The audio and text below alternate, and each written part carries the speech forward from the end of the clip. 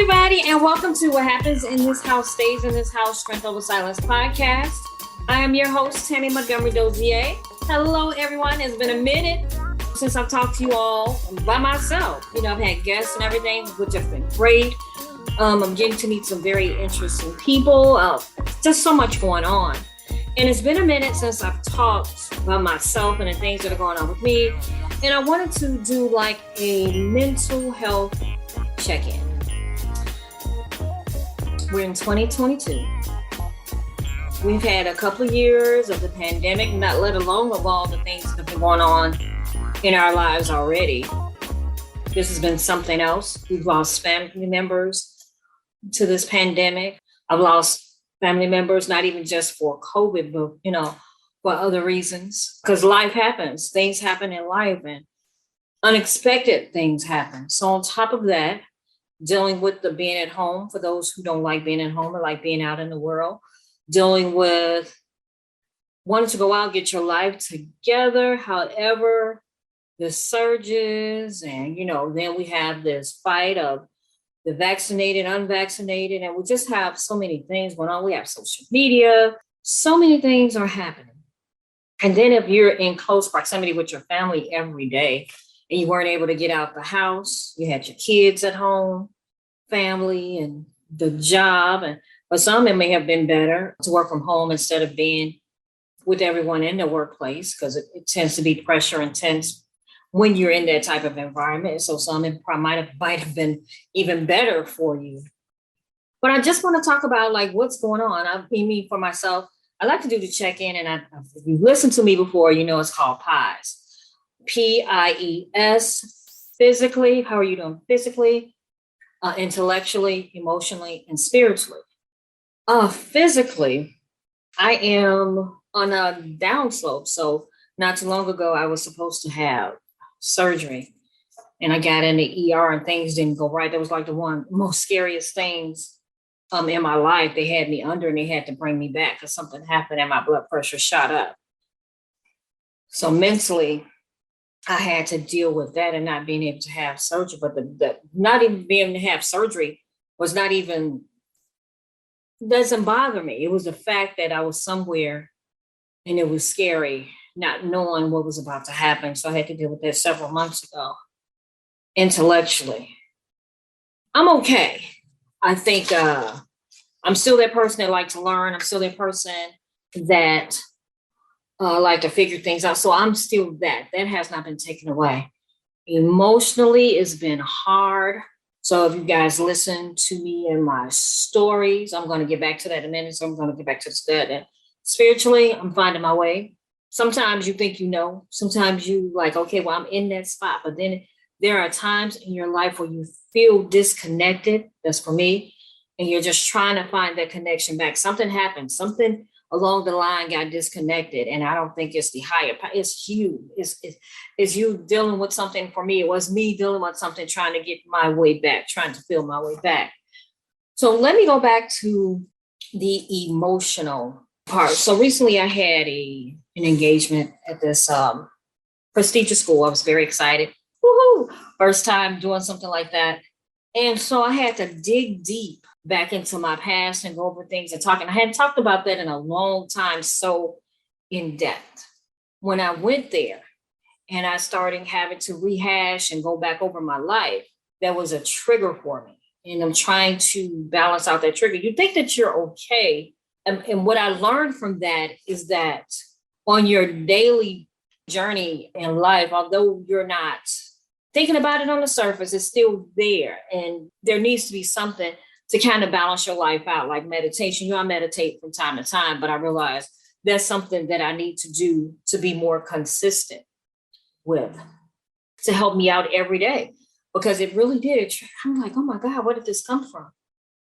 Where did this feeling depressed and feeling down and just, and it takes a minute to get yourself out of that. Then with everything in the world going on and then looking at social media and all the hate in the world, and, I just wish, I know I'm going back and forth and babbling. I just wish that we would stop being so judgmental of other people if we realize how our lives are sometimes really, how it's going. I can't judge other people for what they're doing in their life. I really can't. But we have a tendency of always making people feel less than, well, at least, well, I might smoke this, but at least I don't do this. You know what I'm saying? Well, at least I don't drink, or at least, it's always to make them feel better about situations. And none of us are perfect. And as the saying goes, nobody's leaving this thing alive. Ain't nobody leaving this thing called life alive. We all have to go somewhere. And in a time why we just can't be happy and get along and try to learn about each other, because there are a lot of hurting people out here. There are people that are going through some stuff. And sometimes you think you done went through stuff. Oh my God, listen to somebody else's story. I learned some things about myself over the past week or so, is that I realized that I have this thing where protection is my word. You got to protect me. You got to do this. You got to do that. And I realized that when I was younger, because of the things that transpired and those, the things that were done to me, I've always wanted protection. And I realized that I live my life based on that lack, and I try to enforce it on other people.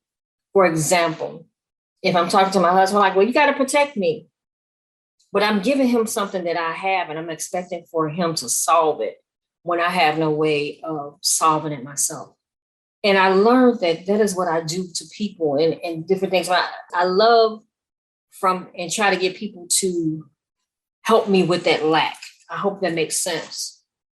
So if I'm friends with you, if I'm all these things, it's a protection thing. It's a thing where you're supposed to be there for me, because I don't know how to get there for myself. I have an expectation because of my lack that you're supposed to do it for me. And I think that's an unfair expectation that I put on other people from that place.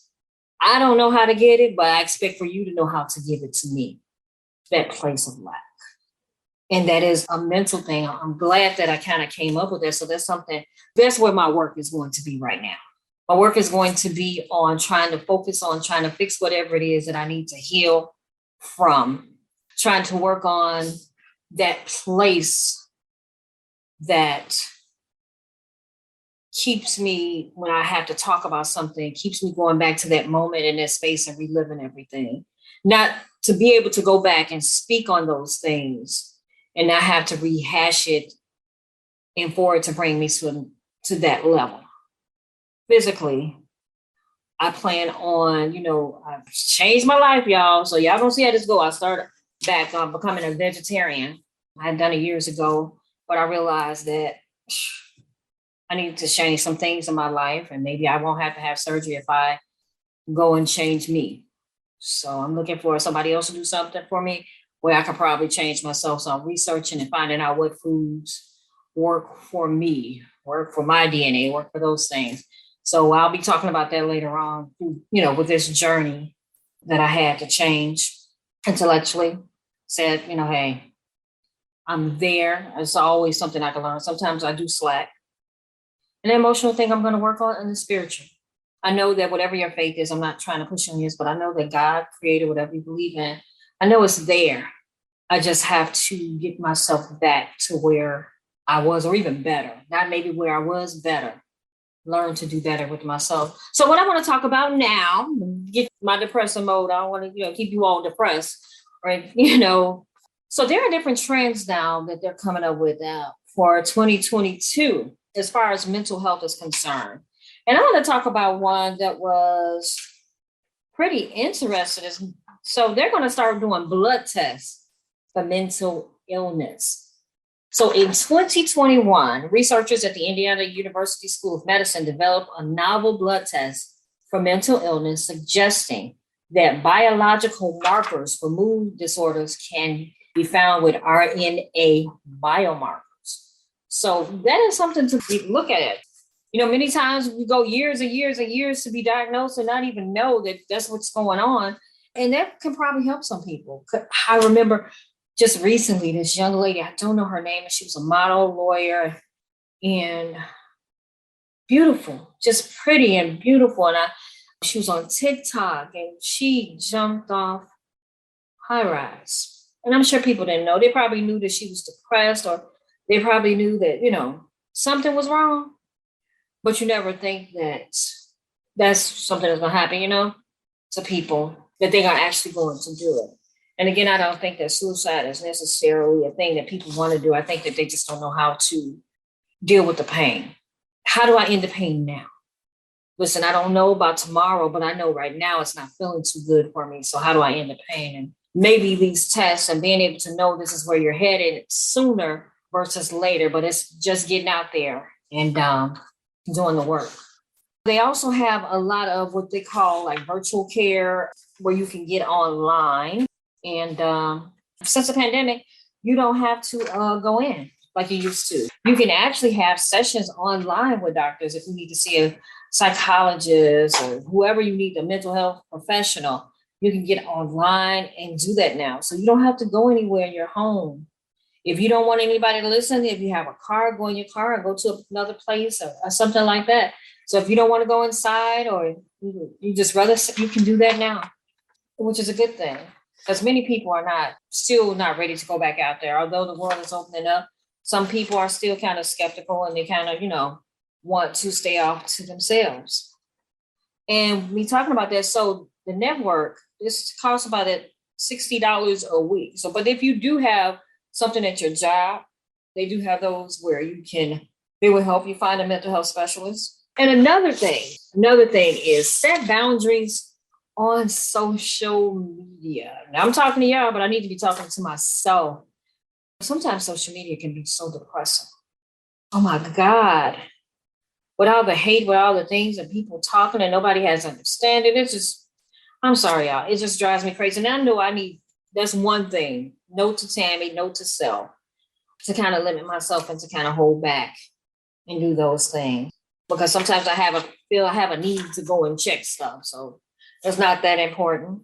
But what it's saying is that what is social media boundaries? And it is based upon you individually.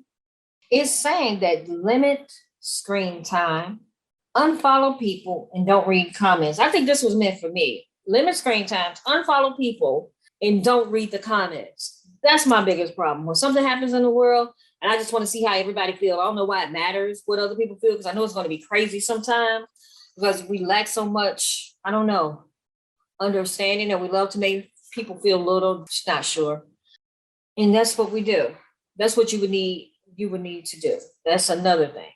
So last year, I believe a Facebook employee testified before they turned it over to, I think, like to Metaverse, about the negative effects of mental health on Instagram and everywhere, So I believe it does cause some type of trauma with mental health, because I think that many times people are looking for validation.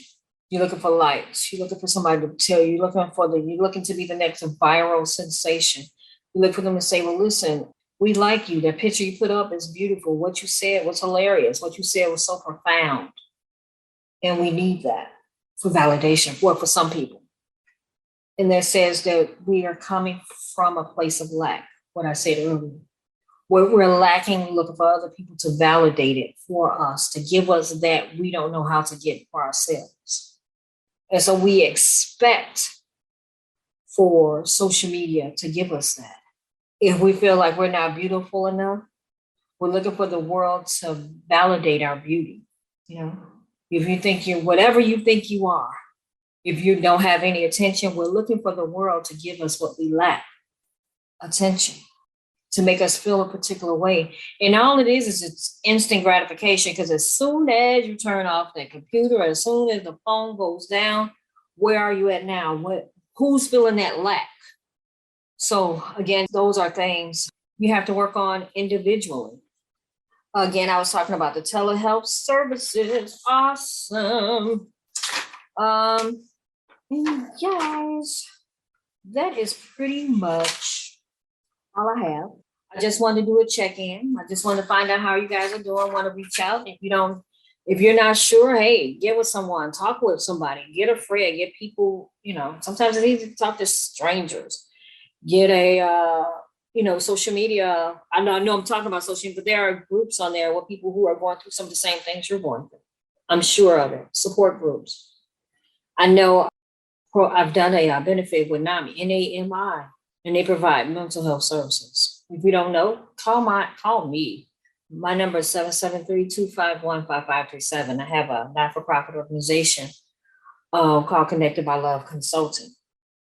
And what I do is I just send you to the right resources, whatever you need to find, whatever you don't know, I help you to find that service.